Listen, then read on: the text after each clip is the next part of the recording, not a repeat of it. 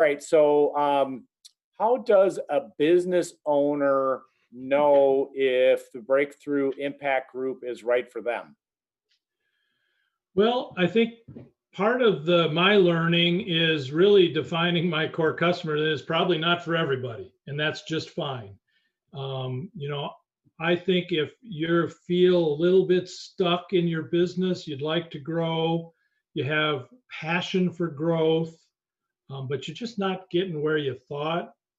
You know, I see a lot of EOS alumni that they've been doing EOS for 2 or 3 years, and they really thought that they would see some spectacular growth. And while the growth has been good, it's not quite what they had hoped for.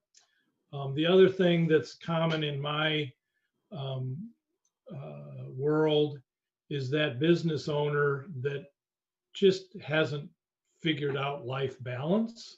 You know, when they're at work, they're worried what they're missing with their kids. And when they're home, they wonder who they're letting down at the office. And I don't think there's ever life balance, but how do you sort that out? Um, and, and actually, it's interesting. It seems like a lot of work when you do all this planning, but it tends to focus. With that company that doubled in 3 years, they were working on 12 initiatives to grow their company, and we focused on one. We took 11 things off the table, and they had so much more time because they weren't focused trying to chase a bunch of rabbit holes. So that, I think that life balance is a good place, that if people are kind of struggling with that, be something they should look at. And then, you know, some people are one-on-one. They just don't like sharing with others. And, you know, having run roundtables for a long time, those people that come to my roundtable, the folks in my room, if it's all about them, they're going to be bored for 90% of the time, because that time is about somebody else. But that person that's other centered, that wants to learn from others, but is willing to give to others. It's interesting when I close each one of my roundtables, I'll ask, you know, hey, what are you taking away from today?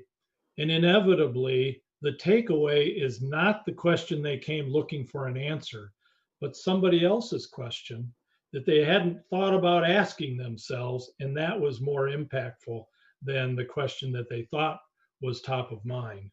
So somebody that wants to grow, someone that their business and personal life is intertwined, and somebody really looking to co-elevate with peers to grow together. Those are the folks that I think are going to resonate with the BiG model the best. Okay. And one of the questions that comes up is, how do business owners drive these learnings through to their team? I know you've brought it up a little bit. I hear it with my portfolio companies. Again, you get folks nodding their heads, saying yes. Everybody's all gung ho, and a week later it fizzles out. So, how do you, with BiG, drive these learnings through to the respective teams? Yeah, so typical roundtable, we're going to do a half day, you know, 7:30 to 11:30 type of thing with the roundtable facilitated. So that'll be a very purposeful, action-oriented meeting. Then on a monthly basis, we'll have these workshops, and your whole team will be invited, and they'll be recorded so you can go back and look at it again. But I think that is something that would be helpful. The other thing that I decided to do, and it wasn't in my original plan, but I want everybody to have a one-page plan. And typically, we would take 1 or 2 days with your leadership team to gut out a one-page plan. So what I decided to do with each new member, I'm doing it in a series of 2-hour bursts, where, and it's probably taking 4 or 5 2-hour sessions. We're going to gut out a one-page plan with your team. So we're going to engage your team right from the beginning in helping build that plan, so it's their plan, not your plan. One of the members, he actually is a business coach who is an interim president of a company that has not been able to grow.